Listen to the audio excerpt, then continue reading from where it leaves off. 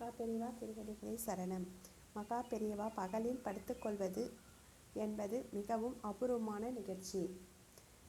பின்னாட்களில் உபவாசம் அதிகமான போது உடலில் சக்தி குறையவே சிறிது நேரமாவது படுக்கையில் உடலை கிடப்பது தவிர்க்க முடியாததாகிவிட்டது. கோரை பாயில்தான் பெரியவாள் படுத்துக் கொள்வார்கள். அடியார்கள் தரிசனம் கொடுப்பதன் அதே நிலையில்தான் பெரியவாள் படுத்து கொண்டிருந்தால் பக்தர்கள் நமஸ்காரம் செய்யக்கூடாது என்பது ஒரு நியதி. பெரியவாளின் சரீரம் மிகவும் மிருதுவானது. கோரையில் ஆன பாயில் ஒரு துணியை கூட விரித்து கொள்ளாமல் படுத்திருந்து விட்டு எழுந்தால் முதுகுப்புறத்தில் பாயின் பதிவு நன்றாக தெரியும். சுந்தரராமன் பெரியவாள் உடம்பில் பாயின் பதிவுகளைக் கண்டு கலங்கி போய்விட்டார். இந்த முரட்டு பாயில் ஏன் படுக்கணும்? இலவச பஞ்சி மெத்தையில் படுத்து கொள்ளக்கூடாதா? எவரிடமும் ஆலோசனை கேட்கவில்லை.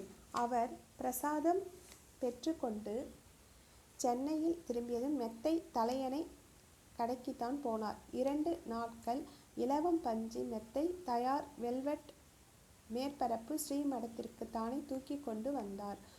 நெஞ்சில் படபடப்பு, நடையில் பரபரப்பு. பெரியவா, இப்போதே இதில் படுத்து கொள்ளுங்கள், ரொம்ப சுகமாக இருக்கும்னு சொல்லணும் என்று பெரியவாள் முன் மெத்தையை வைத்தார் சுந்தரராமன். மெத்தையை அருகில் கொண்டு வர சொல்லி பெரியவாள் தடவி பார்த்தார்கள். சுந்தரராமன் அமுதவாரியில் நனைந்து கொண்டிருந்தார். பெரியவா இனிமேல் இதில்தான் படுத்து கொள்வா. இனிமேல் முதுகில் பாய் தழும்பு தெரியாது. வழவழன்னு இருக்கே பெரியவா. ஆமா, மேலே வெல்வெட்டு துணி போட்டிருக்கு சுந்தரராமன். 2 நிமிடங்கள் 2 வருடங்களாக சென்றன.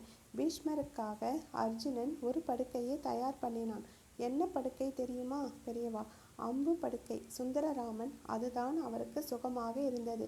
தேவலோக படுக்கை வேணும்னு பீஷ்மர் சொல்லியிருந்ததால் இந்திரனே ஒரு படுக்கையை அனுப்பி வைத்திருந்தான். பெரியவா மௌனம்.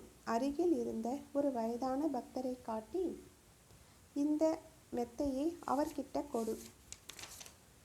2 தலையணையும் போர்வையும் வாங்கி கொண்டு கொஞ்ச நாளாவது நிம்மதியாக தூங்கட்டும் பெரியவா.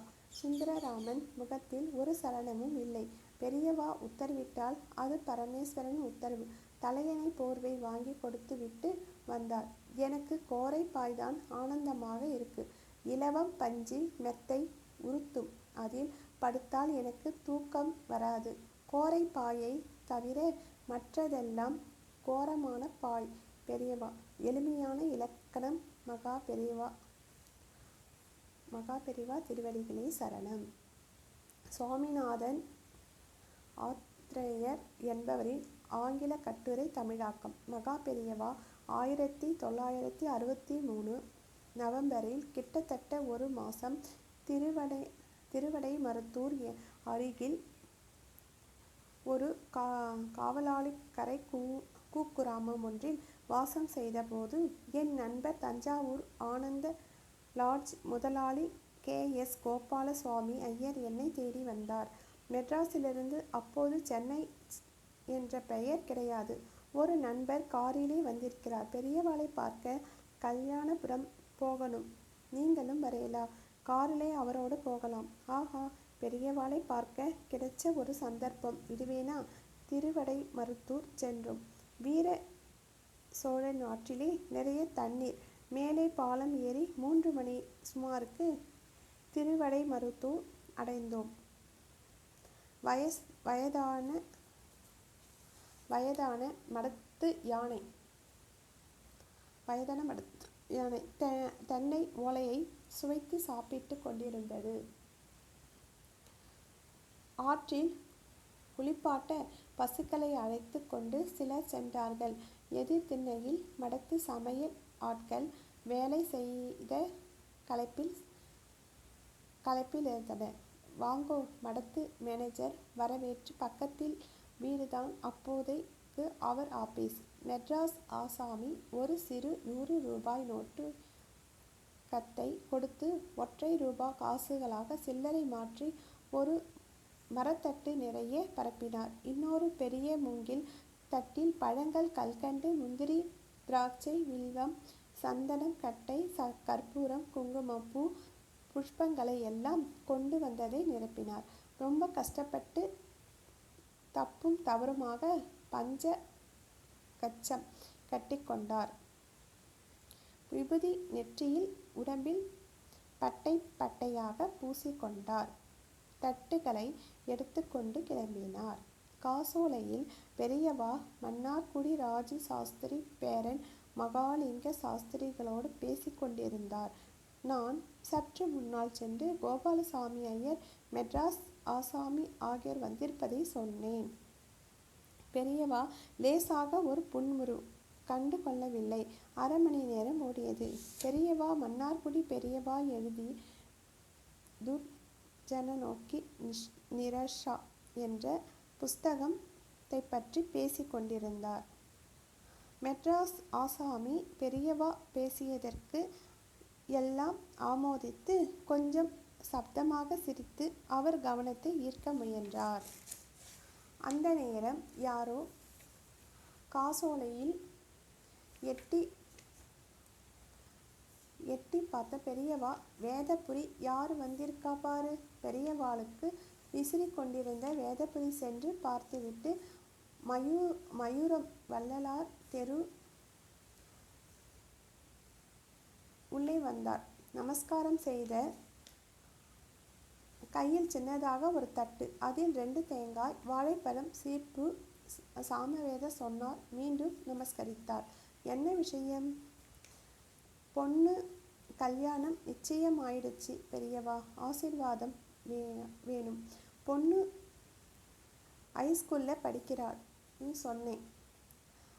பொண்ணு ஹைஸ்கூலில் படிக்கிறாள்னு சொன்னேனே, சம்மதத்துக்கு ஒத்துண்டுதா?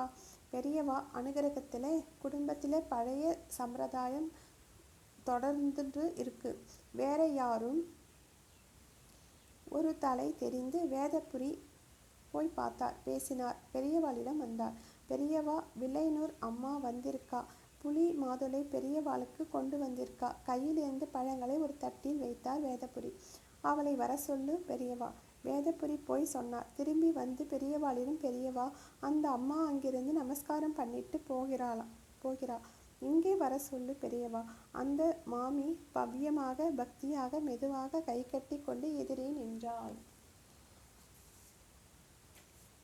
கையில் அவள் கொண்டு வந்த ஒரு புளிப்பு மாதுளை வைத்து உருட்டி கொண்டே, பெரியவா மகாலிங்க சாஸ்திரியிடம்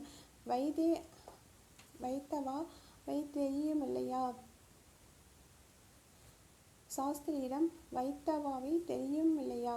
வில்லியனூர் வைத்தியநாத சுவாமி ஐயர். ஒரு காலத்தில் எனக்கு வயிறு வலி விடாமல் இருந்தபோது வெங்கட்ராமன் ஆயுர்வேத காலேஜ் நடேச சாஸ்திரிகளிடம் கேட்டேன். புளிப்பு மாதுளை ரசம் தொடர்ந்து சாப்பிட்டா சரியாகும்னார். வைத்தா என்ன பண்ணார் தெரியுமா? எங்கிருந்தோ போய் புளிப்பு மாதுளையை வாங்கி கொண்டு வந்ததோடு இல்லாமல் வீட்டிலேயே ஒரு மரக்கன்றை வாசலில் நடுவில் நட்டு வைத்தார். பக்தியோடு வளர்த்தார்.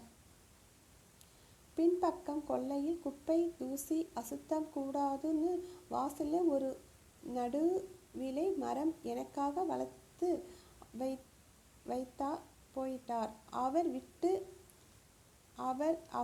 வீட்டு அம்மா விடாமல் எனக்கு புளிப்பு மாதுளை பழங்களை எனக்காக நட்ட அந்த மரத்திலிருந்து பறிச்சு விடாமல் கொண்டு வந்து தரா. நான் ஊரிலே இல்லாட்டா அதை காய வச்சு பொடி பண்ணி கெட்டு போகாமல் கொண்டு வருவா. புளி மாதுளை அபூர்வம், யாரும் விரும்ப மாட்டா. உபயோகப்படாத பழைய ஐட்டங்களுக்கு விலை இல்லை. அபூர்வம் என்பதாலே மதிப்பும் அதிகம். உனக்கு தெரியுமா, அனுமான் லங்கையில் ராவணன் மாளிகையில் சீதையை தேடுறான். அவன் கண்ணிலே குபேர சம்பந்தம், தங்கம், நவரத்தினம் எல்லாம் படுறது. அதே சமயம் பழைய கலை பொருளையும் ராவணன் வைத்திருப்பது கண் படுறது. அப்போ அனுமன் சொல்ற மாதிரி ஒரு ஸ்லோகம். பெரியவா சிறிது வினாடிகள் யோசிக்கிறார். ஆம், இதுதான். யா ஸ்ரீ வைஷ்ணவனே லக்ஷ்மி யா சா இந்திரா ஹரிவாஹனே ஹரிவாஹனே. குபேர சம்பத்து ஒரு புறம், பச்சை நிற குதிரைகள் ஒரு புறம்.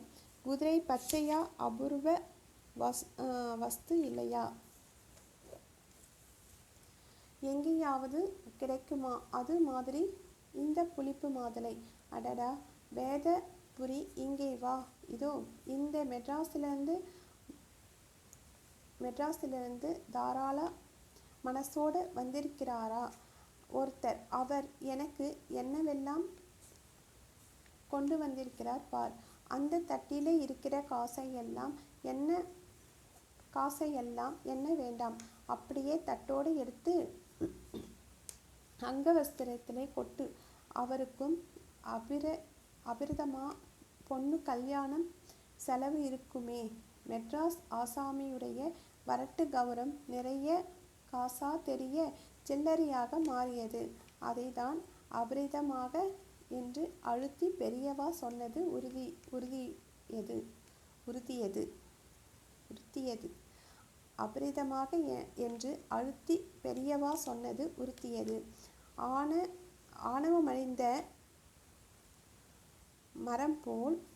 ஆணவமடைந்த வேறெந்த மரம் போல் பெரியவா காலடியில் விழுந்து வணங்கினார். அதுதான் மகா பெரியவா. மகா பெரியவா திருவடிகளே சரணம்.